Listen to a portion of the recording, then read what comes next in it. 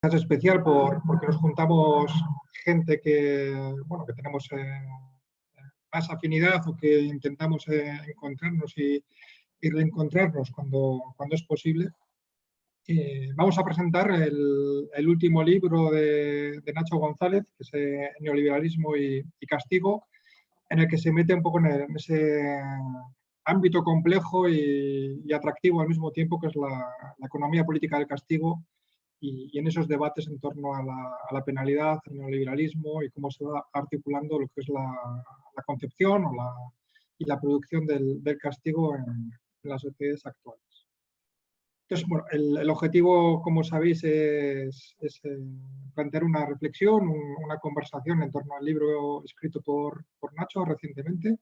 Y para ello, lo que sería un poco la estructura del seminario de hoy, la sesión de hoy, sería en primer lugar una pequeña intervención de Nacho, con una serie de pinceladas un poco genéricas en torno al libro. Y a continuación entraremos en un debate con tres personas que serían Carlos Fernández, de la Universidad Rey Juan Carlos, Clara Camps, de la Universidad de Barcelona, y por último Dani Jiménez, de la Universidad de Zaragoza. En principio, estas tres personas harían una intervención un poco más larga, en torno a un cuarto de hora. Y cuando yo concluya, Nacho tendrá oportunidad de hacer una valoración o un poco en función de las cosas que se hayan ido planteando. Y posteriormente, cuando Nacho concluya, ya abriremos el debate para todas las personas que quieran comentar algún aspecto de lo que se haya dicho o del libro, si han tenido la suerte de leer. Entonces, bueno, avisaros, bueno, lo habéis visto, que la reunión será grabada, y dicho lo cual, podemos empezar ya.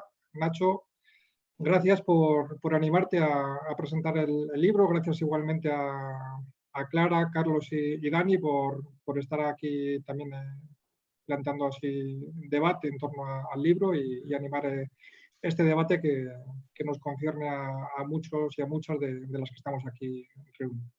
Así que, Nacho, cuando quieras. Muchísimas gracias. Muchísimas gracias, obviamente, a los organizadores por invitarme, por darnos esta oportunidad de discutir y por darle importancia al libro. Y especialmente también muchas gracias a Carlos, a Clara y a Dani por haberse tomado la molestia de leer el libro, preparar esto y dedicarle tiempo. Yo no voy a hacerlo muy largo. Es por ello que usaré un PowerPoint de no más de 4 diapositivas para poder ir más rápido y que se me pueda seguir, en el que simplemente voy a intentar contextualizar un poco esto. Entiendo que esto se ve y que para cambiar, si hago así, se cambia. Vale. Entonces, nada, simplemente he hecho los agradecimientos. El libro es básicamente una adaptación de lo que fue mi tesis doctoral, que pues escribí hace mucho tiempo y defendí en el 2014. Entonces, básicamente ha sido 5 años de estar buscando vacaciones sí, básicamente las vacaciones para poder trabajarla, eliminar errores, reducir las pretensiones. Y entonces pues estoy contento porque el verano que viene podré finalmente disfrutar de un verano de vacaciones y no tener que trabajar en el libro, que es bastante frustrante a veces. Luego lo acabé más o menos en 2019, estuve como después un año o algo así mandando a distintas editoriales para ver si alguna quería publicarlo y no era fácil. Entonces llegó un momento en que ya, pues la verdad que era bastante frustrante y tenía ganas como de mandarlo un poco a la mierda. Pero bueno, al final ya en el último intento Bellaterra accedió y tengo que decir que muy bien con ellos, que estoy súper contento, que además solo por el hecho de la portada, que han conseguido sacar un libro sobre cárceles, que la portada no son barrotes y eso, la verdad que me hizo mucha ilusión y ahora pues ya no me cago en todo, sino que estoy muy contento de haber hecho el esfuerzo y haberlo publicado. Muy brevemente explicar, los objetivos con el libro más o menos eran 2, que uno, el principal, era comprender la evolución de la penalidad en España, que como ya sabéis ha cambiado mucho. Entonces intentar entender un poco esos cambios y también algunas de sus permanencias, y por otro lado, dado el contexto hispano, pues mostrar un poco el potencial de una aproximación más sociológica a la comprensión de los cambios penales, que aunque cada vez pesar de que cada vez hay más, pues cuando empecé a trabajar con ello eran fundamentalmente jurídicas. Luego hay unos objetivos no muy explícitos, pero quizá porque son más ambiciosos, que sería intentar superar algunas de las críticas que se le hizo al trabajo de Bacán, publicado entre el 2000 y 2010 fundamentalmente, sobre todo aquellas que tienen que ver con que parece que el neoliberalismo es inevitable y lo que él dice efectivamente que no puede haber neoliberalismo sin expansión del sistema penal, y la otra crítica que tiene que ver con los mecanismos causales o la ausencia de mecanismos causales explícitos en su obra. Y por último, pues nada, como hace unos años que a nivel internacional el neoliberalismo parece que ya se ha pasado un poco de moda en la literatura del castigo, pues quería recuperar la utilidad y mostrar cómo creo que sí que es útil estudiar la neoliberalización de las políticas públicas para entender el castigo. Entonces, pues dejar de hablar un poco de neoliberalismo, que parece que es algo que existe sólido, y poner más el énfasis en políticas neoliberales y en proceso de neoliberalización para enfatizar más lo relacional. ¿Qué hago en el libro? Básicamente, en parte, responder un artículo mío del 2011, que obviamente pues, era parte del planteamiento de la tesina del doctorado, que tenía que ver sobre el aumento de presos y el Código Penal.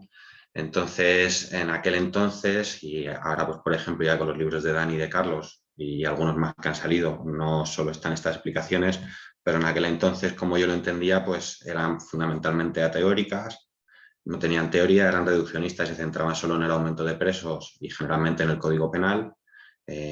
A mi modo de ver, tenían poco alcance histórico porque casi todas partían del 95 y además se ignoraba que era un fenómeno que estaba pasando en otros países.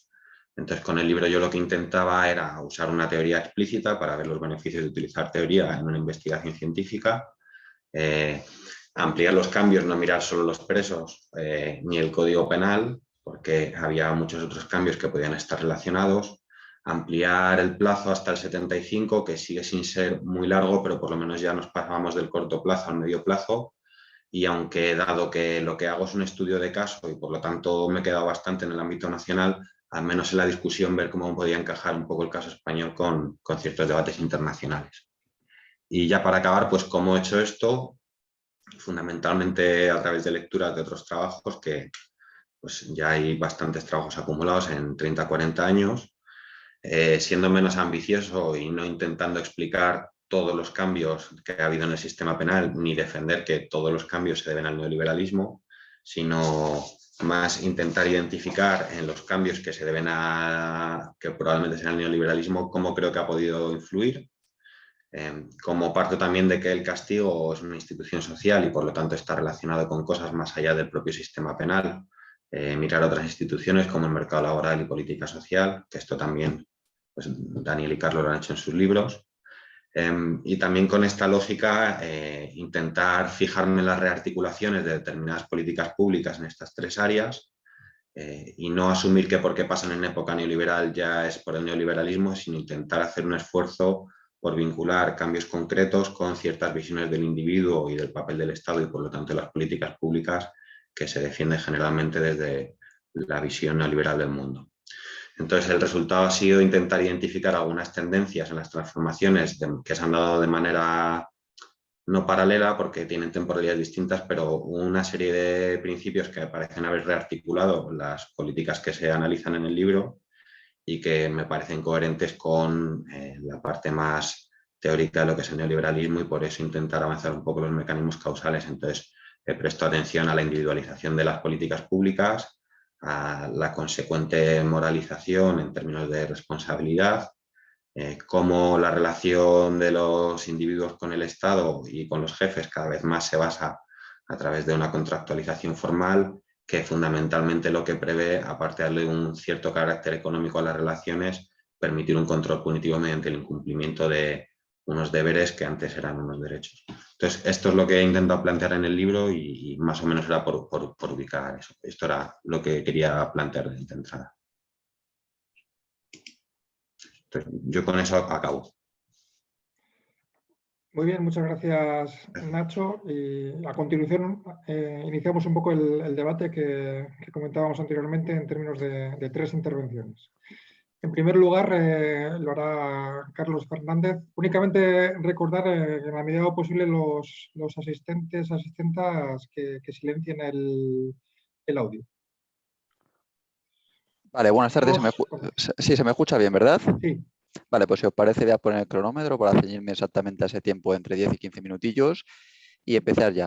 Bueno, pues en primer lugar me gustaría agradecer, por supuesto, muchísimo a Nacho, ¿no? que me invitase, ¿no? a releer su libro, ¿no? Que ya lo había leído en verano y tener la oportunidad, ¿no? de volver a acercarme a él. La verdad que ha sido todo un placer y me hizo muchísima ilusión, ¿no? cuando me planteo la posibilidad de estar aquí en este debate. Por supuesto, también la organización, ¿no? O sea, la organización, ¿no? de este seminario al grupo, que de verdad que cuando asistió en la mayoría de las ocasiones que he podido, pues ha sido pues una experiencia, en este caso, muy enriquecedora, y la verdad es que por eso estoy muy contento de estar aquí, ¿no?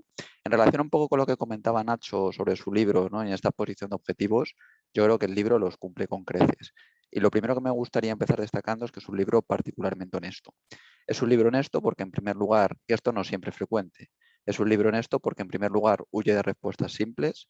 De hecho, cuando en las conclusiones no plantea si la tesis de la penalidad neoliberal puede ser o no aplicada al caso español, dice concretamente que la respuesta simple es sí, la respuesta más compleja es mucho más larga, ¿no? Y creo que en esa es precisamente en la que tiene éxito a la hora de explicarla y profundiza mucho más, ¿no? También es un libro honesto, creo que porque evita, ¿no? un análisis puramente cuantitativo que únicamente se fije en la evolución de la población penitenciaria, ¿no? De hecho, el autor no lo reconoce, ¿no? Concretamente señala, dice, una aproximación meramente cuantitativa hubiera supuesto un empobrecimiento innecesario y difícilmente justificable en un estudio de caso. Tal y como ha comentado, ¿no? Por ejemplo, el aspecto de estudiar la moralización, cómo las políticas sociales inciden, o sea, es decir, en muchos más aspectos, me parece muy importante y muy distintivo con respecto a otros libros publicados sobre la materia, ¿no?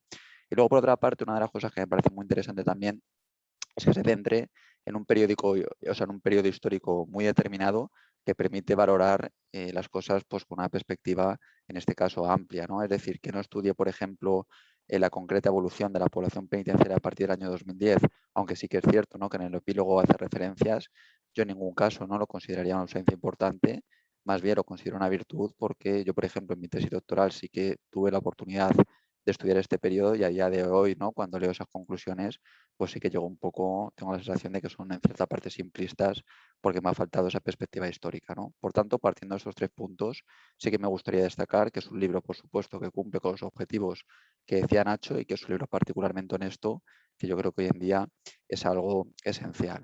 Cuando planteaba esta intervención concretamente sobre lo que hablar y sobre lo que me gustaría destacar, claro, en un principio mi primera idea fue, bueno, voy a analizar por los diferentes características de cómo el neoliberalismo español pues, ha afectado a la penalidad, pero luego, claro, me vino un poco a la mente, ¿no? que estaban Clara y Dani conmigo en este caso, en este debate, y estaba, por ejemplo, seguro que Dani pues, ha trabajado esto de una forma totalmente amplia y totalmente exhaustiva. Entonces llegué un poco a la conclusión de que quizá no iba a aportar mucho más, ¿no? Entonces me quise ir hacia otras líneas y en este caso en la introducción pues encontré un filón especialmente interesante. Porque para mí lo más interesante de este libro y lo que hace el autor es especialmente el intento de desnaturalizar absolutamente todo. A mí lo que me gusta ya desde las primeras páginas del libro de Nacho es que no da un concepto por válido. De hecho, en la introducción, ¿no? se pregunta desde un comienzo, ¿no? qué es delito, ¿no? que es una pregunta frecuente dentro de la criminología crítica, pero otras preguntas que tienen mucha trascendencia, ¿no? Por ejemplo, se pregunta qué es dependencia, qué es meritocracia, qué es desigualdad, qué es seguridad. Y este tipo de cuestiones creo que son esenciales a la hora de poner sobre la mesa. De hecho, concretamente una parte del libro dice que este libro huye de las explicaciones de sentido común, ¿no? Es decir, lo podríamos calificar en este caso como un intento contrahegemónico contra muchos conceptos que son ampliamente, en este caso, validados y no se cuestionan a la hora de trabajarlos, ¿no? Eso me parece muy importante, ¿no? Luego, en esa contestación, ¿no? del artículo, ¿no? que planteaba ahora del año 2011, ya en ese artículo se veía claramente que una de las cosas que postula el libro y en ese artículo concretamente es que lo que pasa en prisión no se explica desde la prisión y en una dimensión más amplia el derecho no se explica del derecho. En términos más simples, de hecho en este artículo comentaba que, por ejemplo, cuestiones como la flexibilización en el tercer grado, cuestiones como la reforma del 2010, libertad condicional, reducción de la prisión preventiva, lo que sea, este tipo de cosas explican el cómo, pero no explican el por qué.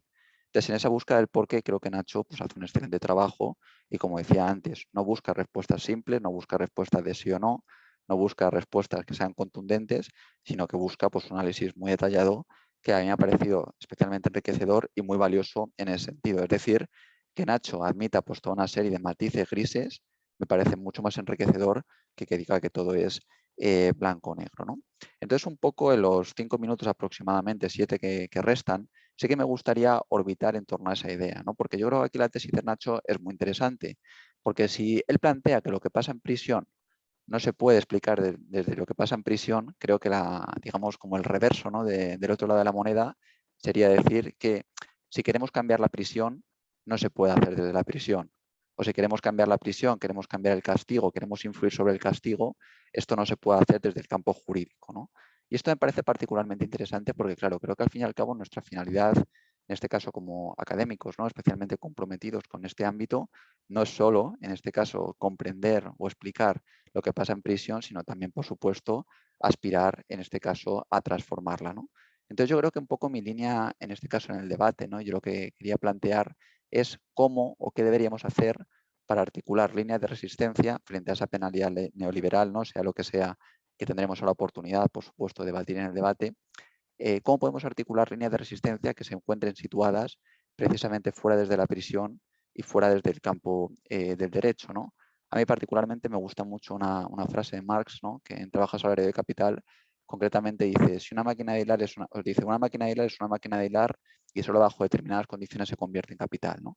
Entonces, un poco siguiendo lo que plantea Nacho, podríamos decir, una prisión es una prisión y solo bajo determinadas condiciones pues se convierte pues, en un dispositivo que genera pues, toda una serie de consecuencias materiales y simbólicas, ¿no? Entonces yo creo que en este debate, al margen de intentar explicar, también sobre todo debemos intentar aspirar a transformar esa realidad social, no solo por un interés puramente académico, sino por supuesto porque esta realidad afecta a miles de personas hoy en día que sufren no solo la experiencia, por supuesto, de carcelaria, sino también todo lo que se deriva de una política social que claramente hace un intento de criminalizar la pobreza y gestionarla desde este punto de vista punitivo, ¿no? En esa triada, ¿no? Que establece el autor, ¿no? En este caso entre desigualdad, política social y política penal en sentido estricto, ¿no? Entonces, un poco por contribuir a este debate, yo en mi tesis y en el libro que aludió Nacho, sí que tuve la oportunidad un poco de pensar esto cómo se podría hacer.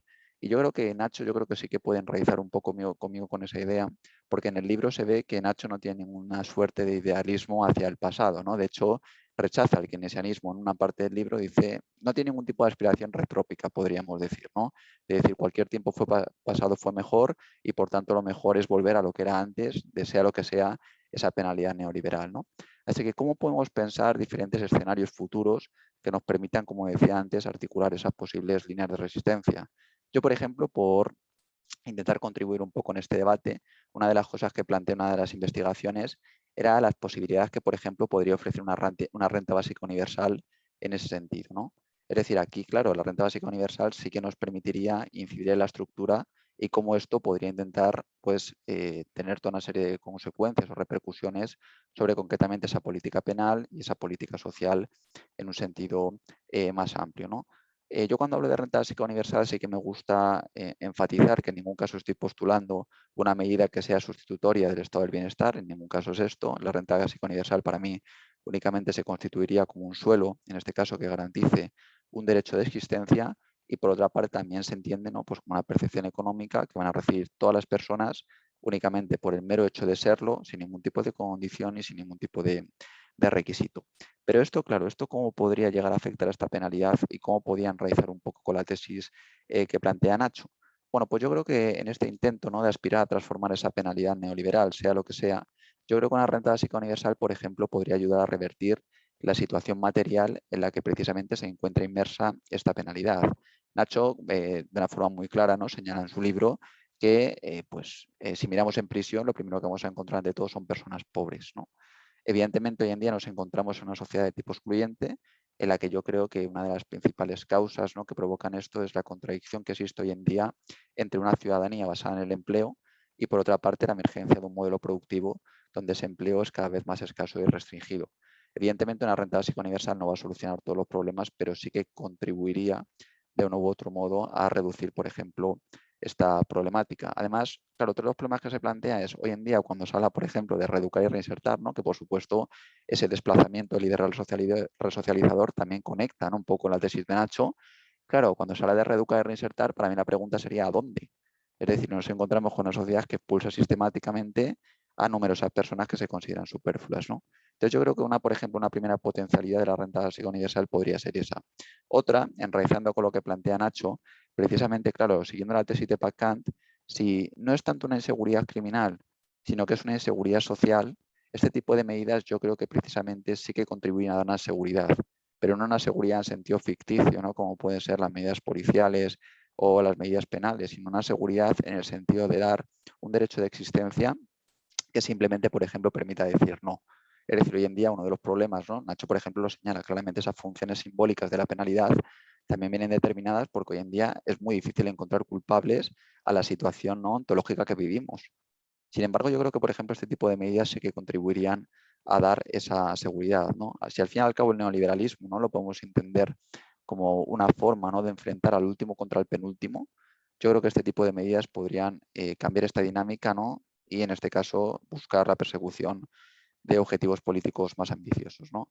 Y ya llegando un poco al final, ¿no?, para dejar tiempo y ceñir mucho más al tiempo, yo creo que una tercera potencialidad, ¿no?, por ejemplo, en este debate de una renta básica universal, sería precisamente incluso cuestionar o alterar la propia hegemonía de la prisión, ¿no? En este grupo, ¿no?, se ha puesto en numerosas ocasiones en evidencia como la propia prisión, ¿no?, y Nacho lo señala en el libro, como es una experiencia histórica que está, o sea, es decir, en primer lugar, no es una institución natural, y como institución artificial podríamos decir que su origen está plenamente vinculado a esa emergencia, ¿no?, del trabajo asalariado como forma dominante, ¿no?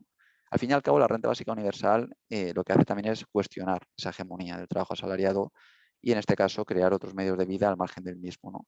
Yo creo que esto paralelamente también sirve para impugnar, en este caso, la propia hegemonía de la prisión y entender que nuestra finalidad no es solo buscar prisiones menos malas, sino también aspirar precisamente a algo mejor, ¿no? Entonces yo un poco creo que en esta línea del debate luego podríamos continuar, pero de verdad que el libro de Nacho lo considero muy útil y ese intento de desnaturalización de verdad que me parece especialmente valioso y se lo agradezco muchísimo. También aprovechar, por supuesto, a Nacho que, bueno, en el momento que yo estoy haciendo la tesis, pues todos los artículos pues me fueron una utilidad tremenda. Así que hoy para mí es un broche de oro este, ¿vale? Así que nada, muchas gracias y dejo paso al siguiente. Muchas gracias. Muchas gracias, Carlos. Y a continuación interviene Clara. Vale, hola, buenas tardes. Bueno, en primer lugar, también agradecer la invitación a Nacho y a las personas organizadoras del seminario. Es un placer estar aquí y poder hablar un poquito del libro de Nacho.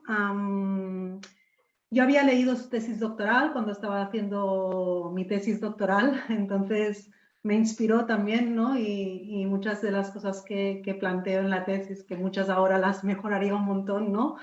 Bebían también, ¿no?, de cosas que estaban en la tesis de Nacho. He leído artículos suyos, de alguna forma no nos conocemos muchos, pero he ido siguiéndolo un poco, ¿no?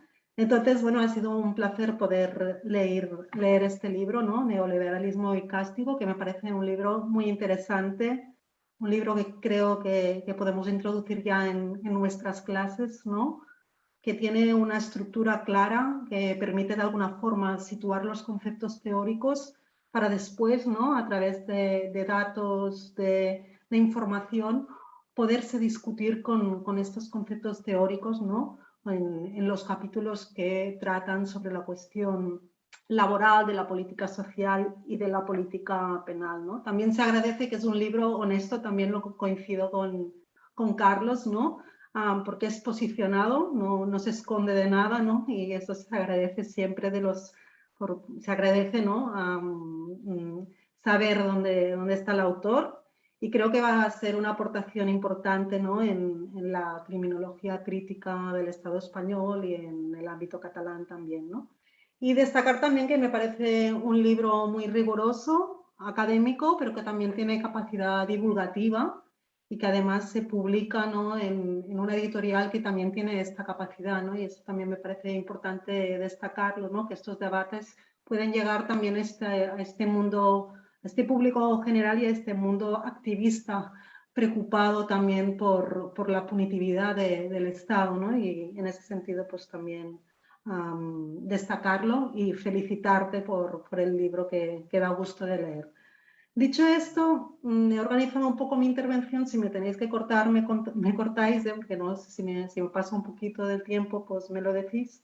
En primer lugar, destacar una idea fundamental del libro, que me parece que está en el corazón del libro, para después hacer algunas aportaciones que provienen más de lo que yo he podido trabajar e investigar en estos últimos años, que creo que pueden dialogar y dialogan con algunas ideas que plantea Ignacio en el libro, ¿no? Así es como he organizado un poquito la intervención que se me ha propuesto. Bueno, decir que una idea fundamental, ¿no?, es esta conceptualización que hace Nacho de neoliberalismo, ¿no?, que supera un poco esta idea de proyecto político que plantea Wakhan en sus libros, no el proyecto neoliberal, sino estudiar el conjunto de políticas y prácticas que deben, ¿no?, de una forma de entender la sociedad y su funcionamiento, ¿no? Y por lo tanto, el libro creo que es capaz de analizar la política pública, la política penal, pero también la política laboral o social, ¿no?, desde el punto de vista material, es decir, de cómo transforma la vida material, pero también analizar, ¿no?, la política en el sentido, en su contenido cultural y simbólico, es decir, cómo la política de alguna forma también es en su práctica y en sus discursos transmisora de ideas, ¿no? Ideas, ¿no?, o tendencias, ¿no?, cogiendo un poco lo que decía al final de su presentación, ideas que de alguna forma Ignacio va analizando y va detallando cuando hace referencia a las políticas de reinserción laboral, a las políticas de ayuda social, a las políticas penales, en los últimos capítulos del libro, ¿no?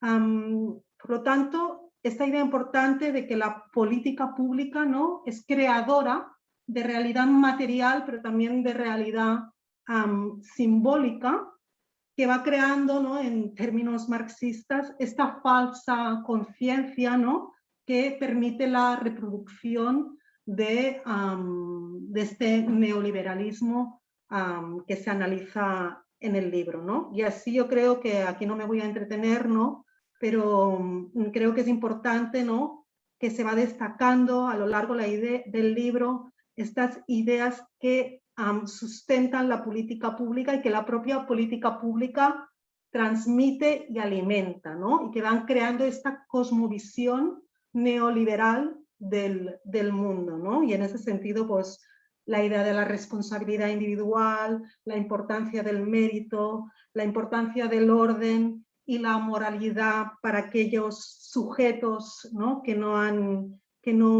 han sido triunfadores en el sistema meritocrático, la idea también de que existe un sujeto que pueda hacer cálculos racionales sobre su vida, que está despegado de las condiciones contextuales, sociales, históricas. La idea también de que el castigo tiene que ser ejemplar, ¿no?, y señalar a aquellos individuos que no han conseguido los méritos o los logros sociales, ¿no? Por lo tanto, quería destacar esta idea de cómo Ignacio creo que explica, y si no me corrija, lo que es el neoliberalismo, ¿no?, y cómo lo analiza, porque a mí me sirve también cuando reflexiono a partir de mis líneas de investigación para repensar, ¿no?, para pensar o aportar más elementos para pensar este proceso de neoliberalización que hemos vivido en estas últimas décadas. Y ahora sí que me voy a mis temas de alguna forma y los voy a intentar poner un poco en contacto con lo que el libro me ha sugerido, ¿no? Creo que en el libro no está presente, creo que Ignacio sí que lo ha trabajado en algún lugar, sí que ha sido uno de mis temas de investigación y por eso lo quiero plantear. Voy a aportar algo sobre la represión política y qué función puede tener la represión política en la reproducción del sistema neoliberal, y después voy a aportar algo desde la perspectiva de género que creo que puede ayudar también, o aporta unas primeras reflexiones no terminadas, que creo que pueden ayudar a poner en contacto o a comprender también esta relación entre política penal y política social que plantea el libro. Empiezo por la cuestión de la represión política y decir que para entender el neoliberalismo, ¿no?, debemos de comprender estos procesos de extractivismo, de desposesión, ¿no?, de acumulación de capital, que seguramente solo son posibles también por la configuración de las políticas públicas que quedan descritas en este libro. Pero que también son posibles, ¿no?, estos procesos de expropiación gracias a la represión política. Y ahora me explicaré un poquito más.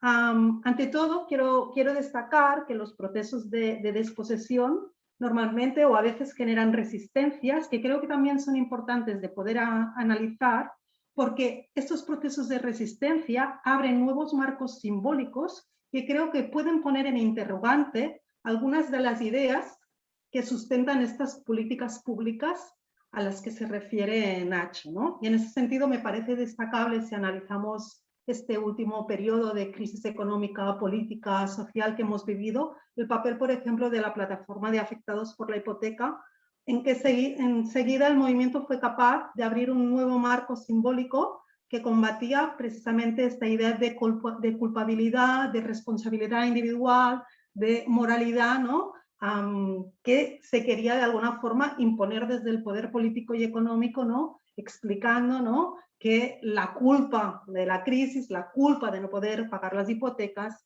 era de la población, ¿no? Entonces, en diálogo con el trabajo de Ignacio, yo que he trabajado temas de movimientos sociales y de represión política, me parece importante también poder pensar también el espacio de resistencia, ¿no?, a los discursos, ¿no?, y a lo simbólico que desprende esta política penal y estas políticas que analiza Nacho. Y después, como decía, me parece súper importante repensar y pensar si la represión política es también un elemento fundamental del Estado neoliberal. Es decir, en qué grado, ¿no?, la represión política también es un elemento fundamental, que yo sé que después lo has trabajado, que no aparece, creo, que no aparece en este libro en profundidad, ¿no?, y que aprovecho que es mi tema para decirlo, y que me parece un elemento clave también para entender el neoliberalismo, ¿no? Y analizando además, y no me voy a entretener en esto porque no me da tiempo, pero yo que he podido analizar, sobre todo en un periodo distinto en que tú analizas, en que tú haces el análisis en tu libro, porque precisamente yo he estudiado la última década, ¿no?, que es la que tú no estudias en este libro, sí que está presente en el epílogo, pero no en el libro.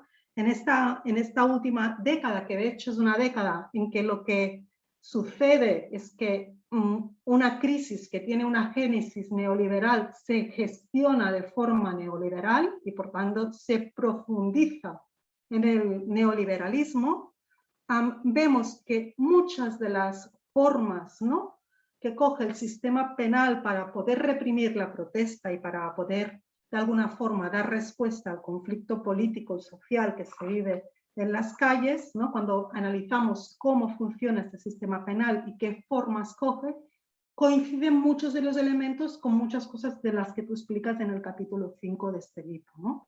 Voy a destacar alguna para no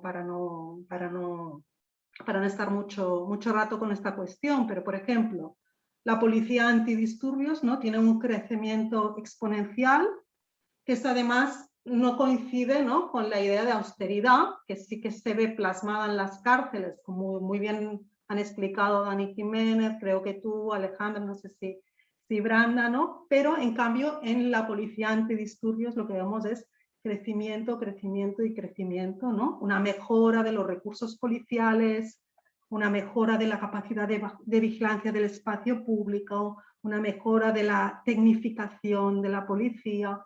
Esto como un aspecto, ¿no?, para ir viendo que muchas de las características del sistema penal cuando tiene que hacer esta función represiva coinciden con algunos aspectos que tú comentas en el libro, y en esto me hacía pensar que podemos entrar en un diálogo interesante, o el uso de la vía administrativa con la Ley de Seguridad Ciudadana, que tú también hablas de la vía administrativa en tu libro, y podría ir recogiendo otros elementos, pero lo dejaría aquí para no ocupar más tiempo. Y el otro elemento que me parece fundamental de la represión política, que también de alguna forma contacta con algunos aspectos que tú planteas en el libro, ¿no?, es que la represión política en su práctica material, en cómo se reprime, pero también en sus discursos que la intentan legitimar, muestran los valores, ¿no?, o los principios que rigen el sistema penal y el Estado. Y en ese sentido, ¿no?, sobre todo si analizamos la represión política que ha sufrido, por ejemplo, el movimiento independentista en Cataluña, pero también la que sufrió el 15M y los movimientos que siguieron, ¿no?, en el 15M, vemos los valores que sustentan el Estado español, en este caso me referiré, y que coinciden también, ¿no?, con algunas de las tendencias que tú remarcas en el libro, ¿no? Principio de autoridad, de obediencia a la ley, el principio de la importancia del orden público, ¿no? Y en el caso del independentismo, evidentemente, también la importancia de la unidad de España y de alguna forma, de esta idea ultranacionalista, ¿no?, que siempre desprende el Estado cuando interviene, en ese caso me refiero ante el conflicto político y social, ¿no? Por lo tanto, este encuentro también, ¿no?,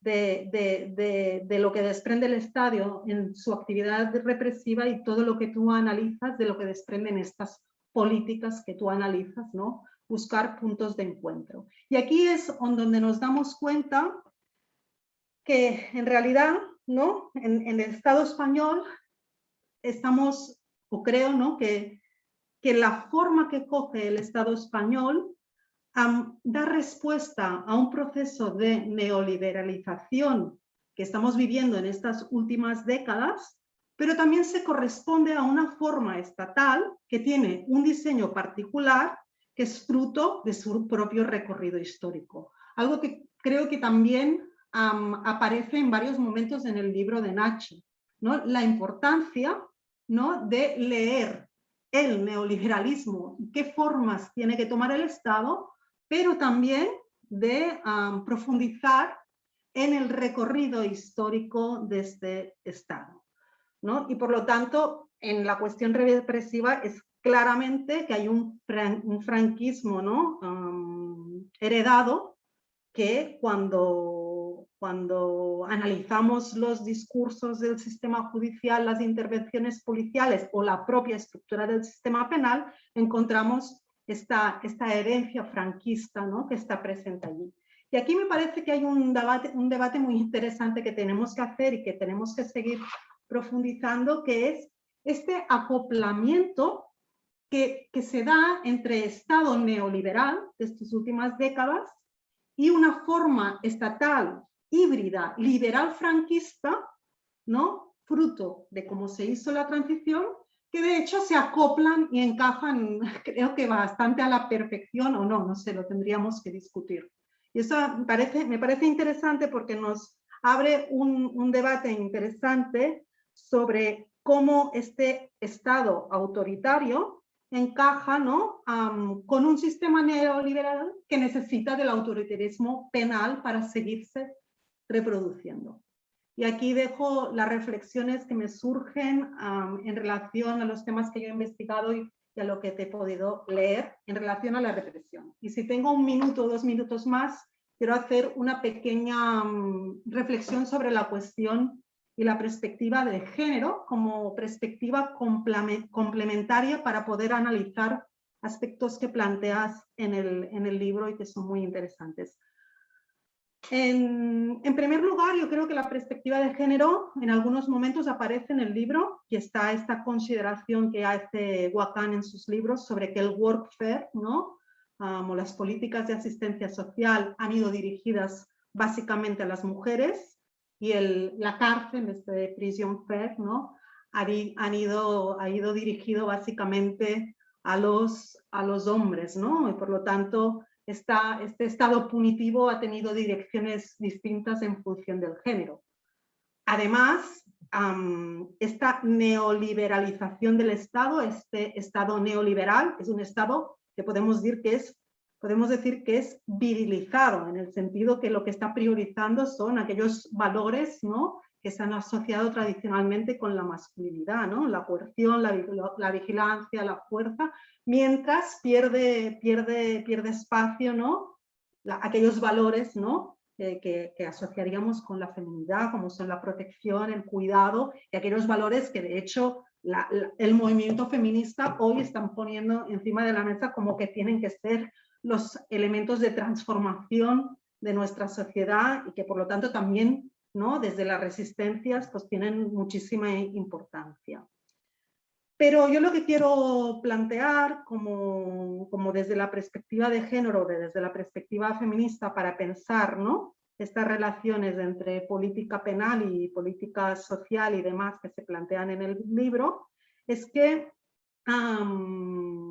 la neoliberalización del Estado implica estos cambios que tú indicas en políticas de ayuda social, en mercado laboral y en política penal, pero también implica que los cuidados se mercantilizan o se trasladan de nuevo en el hogar. Y eso me parece, y en el espacio privado. Y eso me parece muy importante de tener en cuenta también en ese análisis de cómo funciona el neoliberalismo. Porque esto necesita, yo creo, de discursos donde lo patriarcal coge fuerza. Y por lo tanto, no es extraño que hoy encontremos en periodo neoliberal que la retórica de la responsabilidad individual a la que tú haces referencia, la retórica del orden social, pero también la retórica de la familia vayan cogiendo fuerza. Por suerte tenemos resistencias feministas que ponen freno a esta retórica de la familia, pero yo creo que aquí se va abriendo un marco interesante de poder analizar, porque también es en ese marco que yo creo que podemos comenzar a pensar qué espacio le estamos dando a la extrema derecha, ¿no? Y por lo tanto poder ver que en realidad todo lo que explicas en tu libro, sumado a lo que yo añadía ahora en clave de género, ¿no?, y en clave también de defensa de esta idea de la familia y demás, ¿no?, que además tiene una fuerza especial en nuestro Estado, ¿no?, este neoconservadurismo, ha abierto todo un espacio también a la extrema derecha y a su ideología. Y con esto, aquí mis reflexiones, darte las gracias por la lectura y por haber podido pensar lo que he pensado, que espero que pueda abrir debate, y felicitarte otra vez por el libro y decirte que en mis clases de control social lo voy a poner de lectura, ni que sea algún capítulo. Gracias. Muchas gracias, Clara. Y por último, para concluir este debate, interviene Dani. Bueno, buenas tardes. Qué gusto, como de las 10 sesiones anteriores, las que he podido asistir. Qué gusto, compañeros. Muchas gracias al seminario por estas cosas, por estos momentos, que me imagino que estamos todos en el mismo sitio y ya se siente uno un poco mejor. Yo voy a tratar de ser telegráfico porque tengo 14 puntos y tengo la esperanza de que Ignacio me dé el aviso cuando se me haga tarde. Yo no me leí tu tesis, Nacho, ya lo sabes, porque en lugar de leérmela nos la hablamos.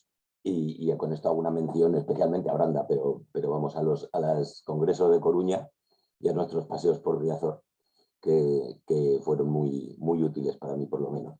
Y mi mención al libro, recogiendo lo que decía Clara, pues yo, mira, así como desde Aragón, añado una más. Yo ya sé que se está usando en el aula y me dio bastante alegría saberlo. Gracias por no mandarlo a la mierda en su momento, porque es realmente útil. Pues es lo que ha dicho Clara, es cierto, es realmente divulgativo y vamos, yo por lo menos lo he celebrado bastante.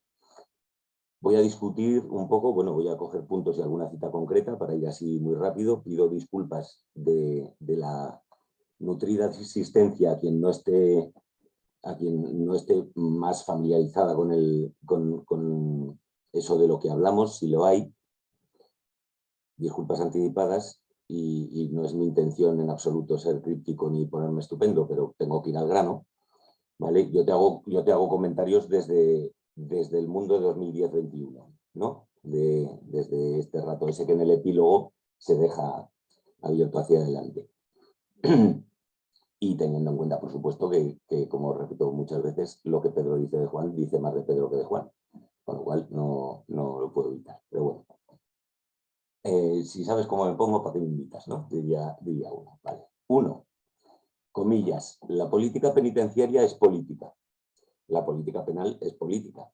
En efecto, la esfera penal penitenciaria, se podría decir, es un miembro de la anatomía política, ¿no? De puntos suspensivos de lo que llamaríamos gobierno del mercado, gobierno del mercado-estado, o con esto acabaré, a qué llamamos Estado ahora mismo, qué implica eso en la discusión sobre neoliberalismo ahora. Punto 2. La austeridad en el ámbito penitenciario no va contra los postulados neoliberales, necesariamente, ¿no? Y tampoco a favor, precisamente porque es esa cosa llamada austeridad, a lo que nos referimos cuando hablamos de austeridad, no es solo gastar menos, sino una adaptación a la ley de oro, ¿no? La ley de oro, yo llamo la ley de oro a la acumulación creciente y sostenida de beneficio o de capital, una adaptación a esa ley de oro a la coyuntura en que el déficit fiscal del Estado condiciona cierta acción en cierta área de la política penal. Pero eso es mucho más complejo como para hablar de austeridad como gastar menos, me parece, ¿no? 3. Comillas, la reducción de la población penitenciaria no sucede solo en España, sino en gran parte de la OCDE, de hecho, ¿no? Como muchos compañeros y compañeras que están aquí ya saben, para más INRI de ese enfoque de la acumulación.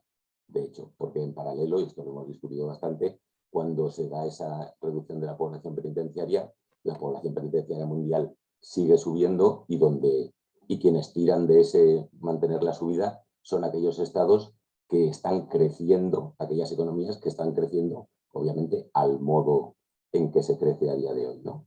A modo burbuja, por resumirlo, luego voy con más detalle.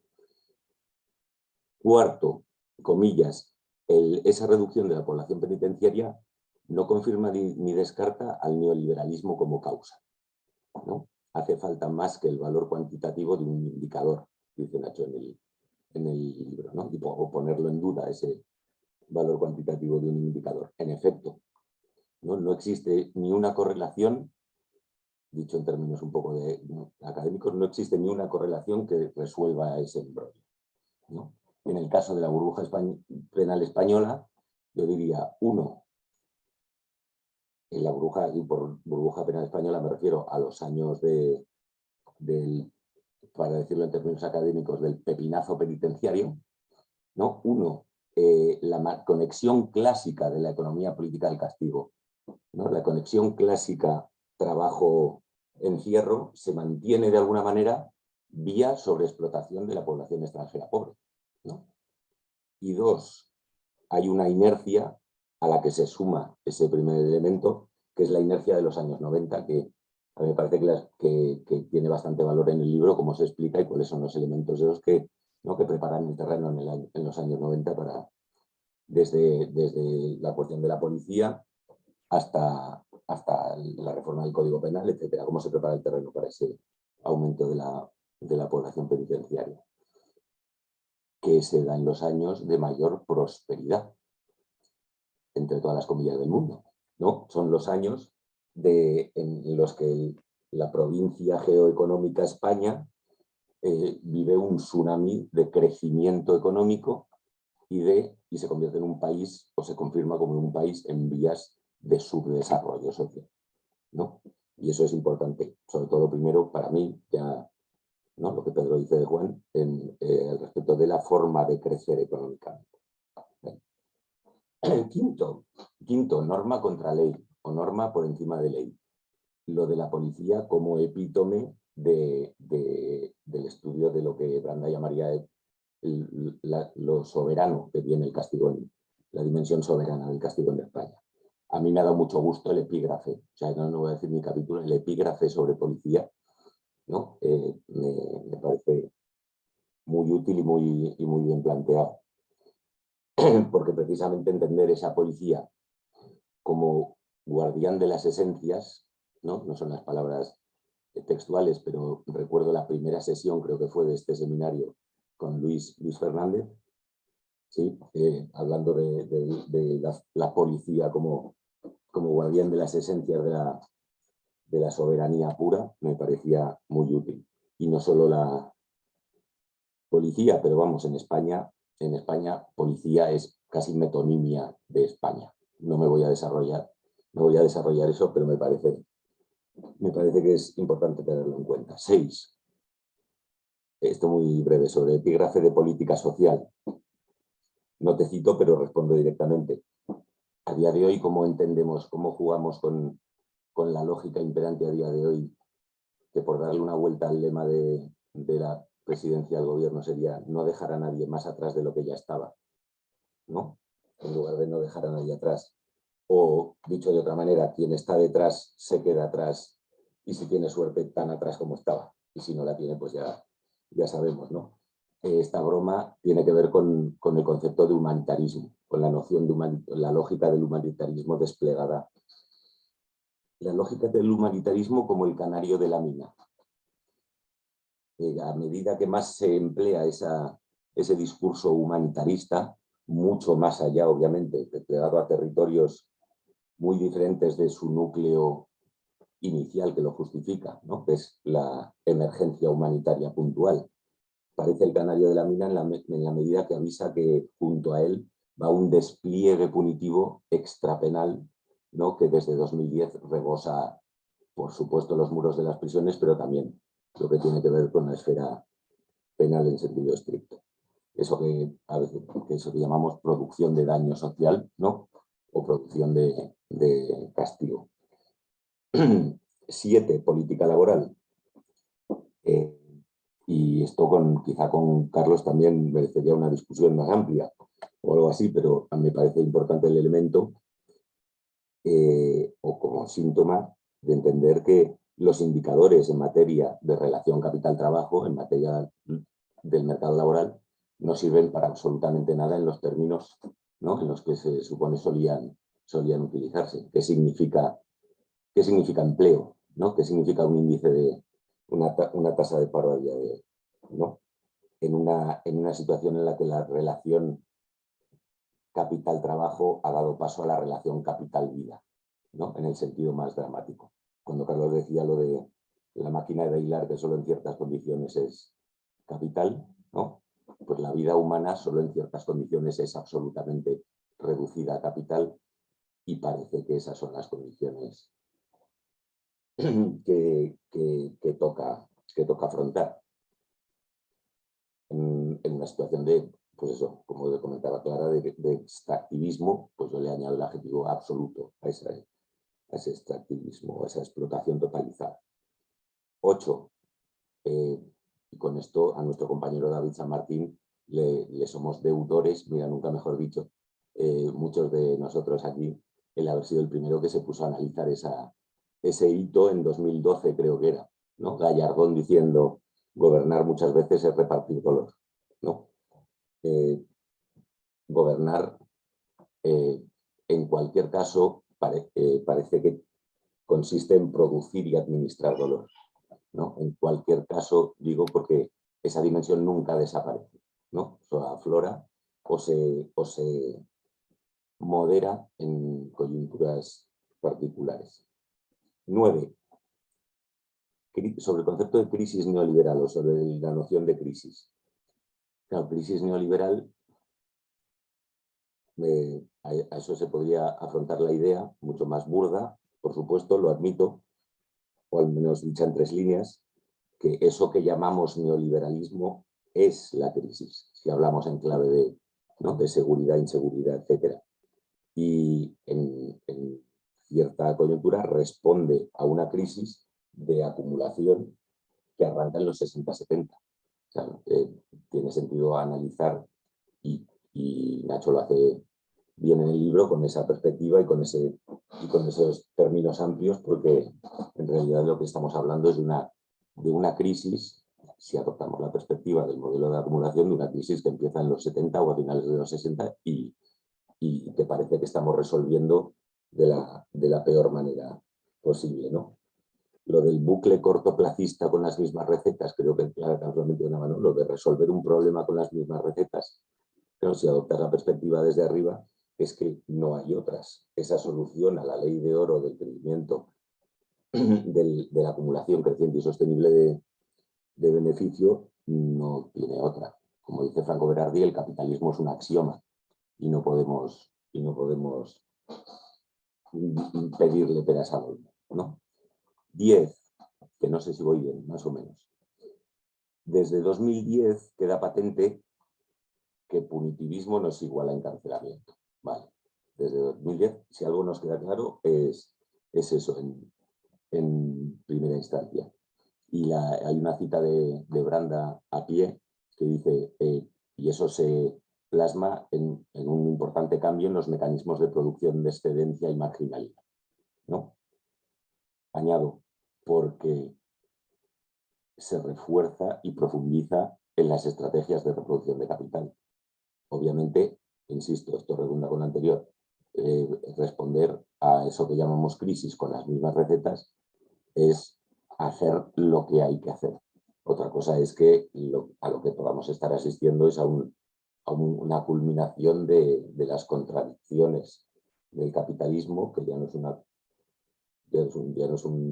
no son unas contradicciones, digamos, coyunturales o temporales o resolubles, sino que son verdaderas contradicciones materiales, ¿no? Con límites insoslayables o eso, irresolubles. 11. Esto, otra vez comillas, la tendencia a explicar todo por la crisis, ¿no? Clara habló de crisis, insisto. Estoy de acuerdo, ¿no? Esa es mala tendencia de explicar todo por la crisis. Añado, no es la crisis, por lo tanto, es el mismo monstruo. Como la frase de Clinton era, es la economía idiota. Pues yo recuerdo una jornada en Zaragoza con Bernard Harcourt, en la que él, haciendo la broma, acababa diciendo, tampoco es la economía idiota, es el poder, ¿no? Es el poder. El poder desde el mercado, bien, discutámoslo, pero en cualquier caso siempre es el poder, ¿no? Soberano de y para el mercado. 11. Comillas, en España los cambios en las formas institucionales se han concentrado en épocas de crisis.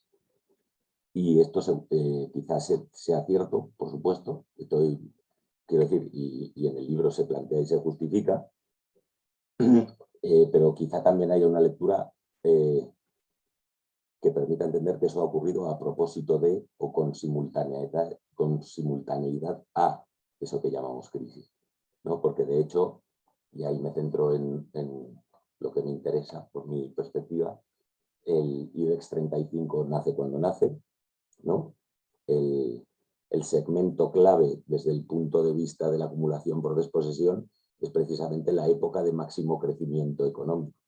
Una época que no llamamos en el lenguaje común de crisis, no lo llamamos crisis, sino lo que he dicho antes, en los periodos de la subida al tren del progreso, el milagro español y la Champions League de la economía y no sé cuántas cosas más, ¿no?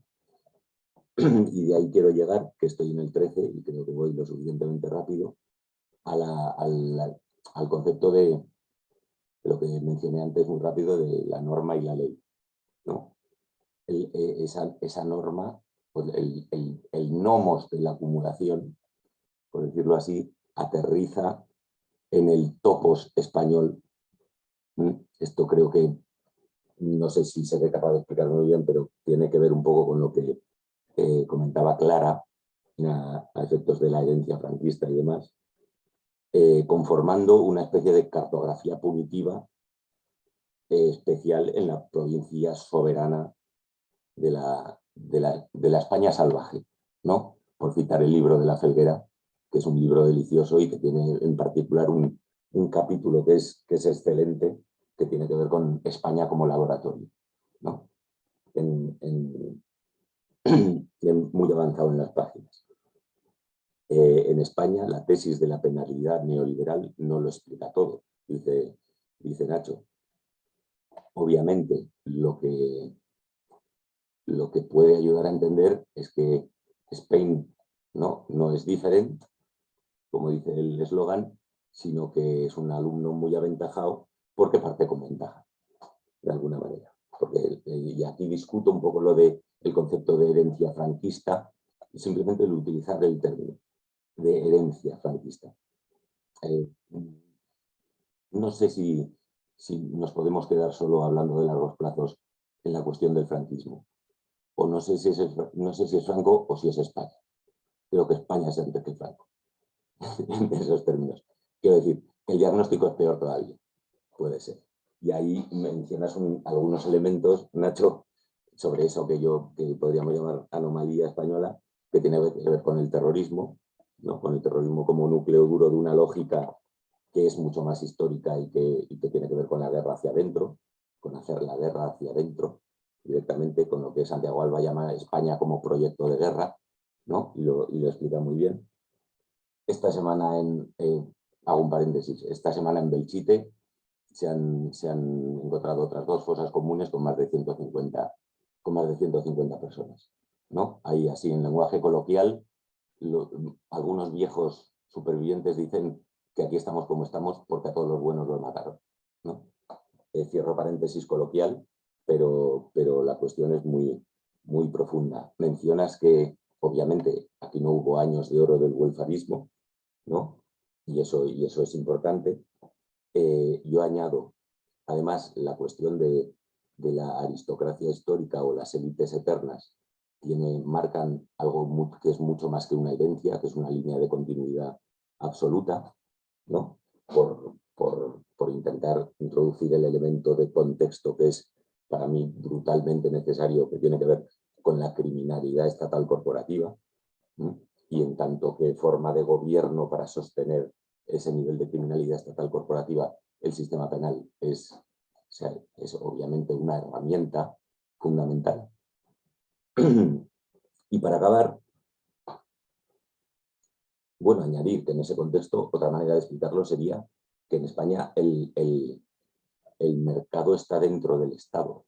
No, o sea, si ya la discusión es muy potente entre cómo en nuestro imaginario mercado y Estado siempre constituyen aparentemente 2 entidades, ¿no? Más o menos independientes o en conflicto o lo que sea, en lugar de simbióticas, esa simbiosis en el Reino de España pues alcanza niveles no muy consolidados históricamente. El posfranquismo debía ser neoliberal, tenía que ser neoliberal. No, posfranquismo y neoliberalismo en España, de alguna manera, no se diferencian. O dicho de otra manera, no hay neoliberalismo mejor aterrizado que el de un fascismo. Y digo, con esto quería ir acabando, añadir otra problematización.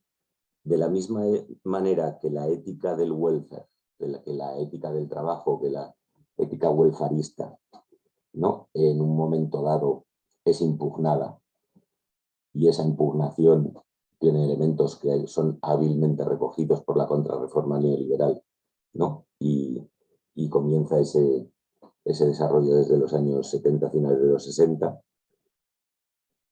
¿No? Carlos ha citado tu impugnación al keynesianismo o tus matices críticos que son ultra necesarios. Pues de la misma manera, ahora parece que nos encontramos en un momento en el que esa ética neoliberal o esa economía moral neoliberal, ¿no? que ya lo habéis explicado bien y que ha sido fundamental en todo el desarrollo del proyecto durante estas décadas, pues está saltando hacia no sé qué. Y me vais a dejar acabar en términos coloquiales, hacia no sé qué, que es una especie de precontractualismo. No sé si es un salto, un paso de gigante hacia adelante para llegar al siglo XVIII, no lo sé, pero qué elementos, no quiero hablar de post-neoliberalismo ni nada de eso, simplemente preguntar si ahora mismo el término neoliberal nos es suficientemente útil, ya no digo válido en términos teóricos, sí útil para hablar del ahora o del a partir de ahora, ¿no? Como si para entender eso fuera útil también entender que España es un Estado ultramoderno.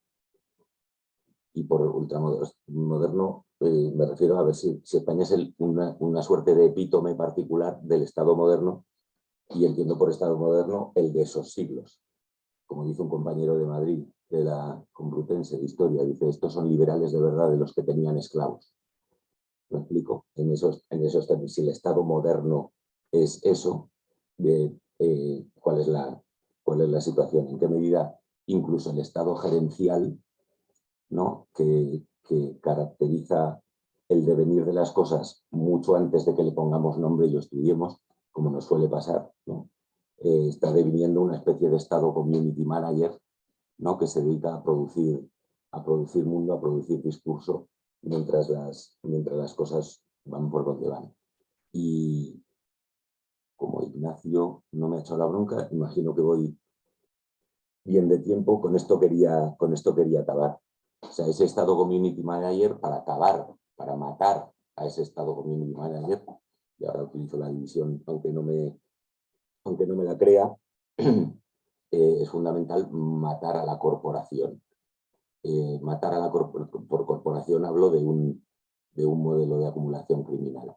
Ese matar a la corporación tiene todo que ver con el hecho de que si queremos entender la burbuja penal española, tenemos que entenderla en el marco, sin correlación, sin por qué, pero con cómo, como decía Carlos, en el marco de un proceso de producción de daño social, de un proceso de criminalidad estatal corporativa, que solo en el marco de este consenso neoliberal que tanto hemos disfrutado durante mucho rato se ha podido dar. O sea, la relación entre, por crítica que la analicemos, delito, castigo, etcétera, se da dentro de un marco más amplio, que es una relación, no correlación, pero es una relación criminalidad estatal corporativa, castigo, ¿no? Y con eso acabo. Es mi particular manera abolicionista de finalizar mi intervención, porque en efecto, como habéis dicho, obviamente para acabar con este sistema penal no hay que mirar con orejeras al sistema penal, ¿no? Esto es todo. Muy bien, muchas gracias, Dani. Igualmente a Carlos de nuevo y a Clara por enriquecer un poco el debate en torno al libro. Y ahora, Nacho, pues tendrías la oportunidad de hacer una reflexión un poco genérica antes de dar la palabra a las demás personas. Gracias. Prometo ser muy breve, sobre todo porque también tengo interés en que discuta otra gente. Bueno, muchas gracias. Me ha dado cierto pudor escuchar lo que decís del libro. Nada, simplemente apuntar un par de cosas. Estoy de acuerdo con lo de que en el libro se hace un poco más de énfasis de lo habitual en la economía política del castigo, no tanto en la relación de la ideología, sino más en las prácticas y cómo la configuración de las políticas y las prácticas configuran nuestras comprensiones, como cuando uno va al INEM y le definen la política como que la solución es individual, es como vamos comprendiendo el mundo, como cuando hago un curso, busco trabajo y lo encuentro, se refuerza la idea de que es por el esfuerzo y de hecho lo es.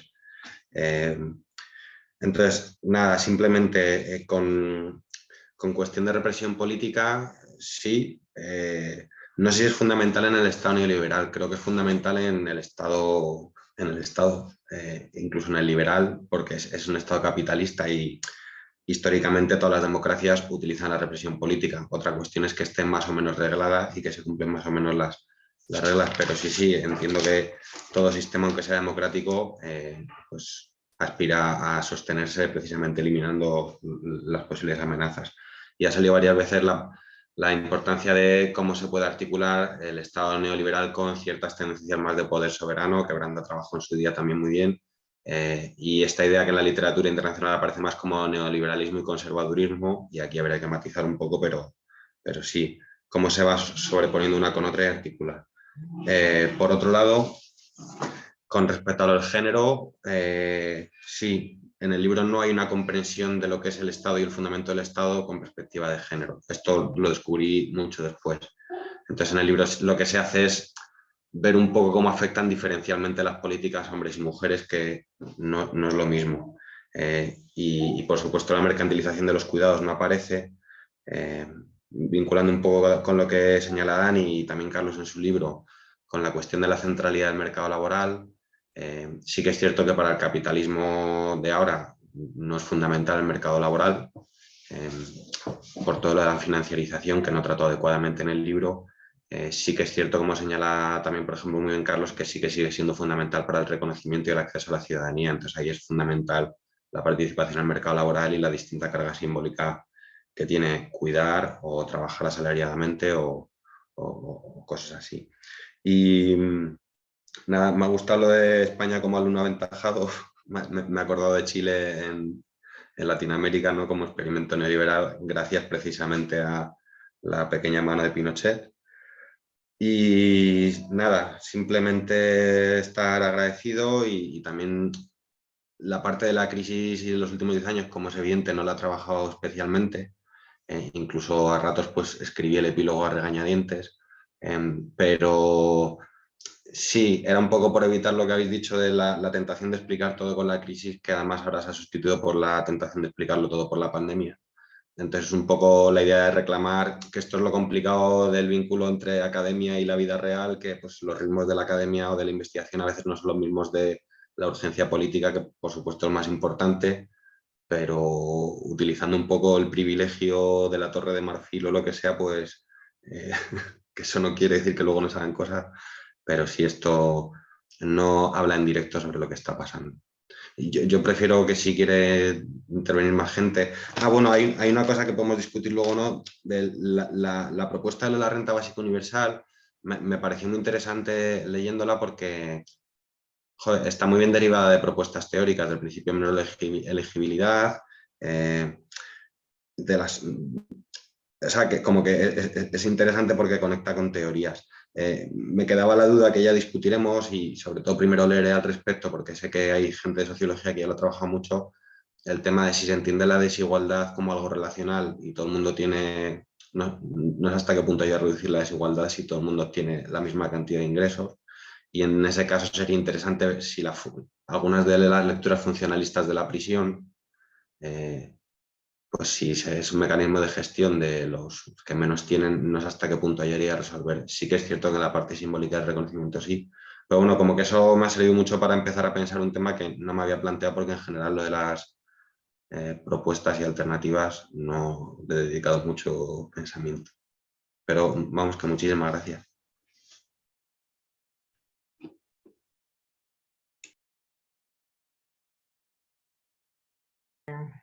Muy bien, Nacho.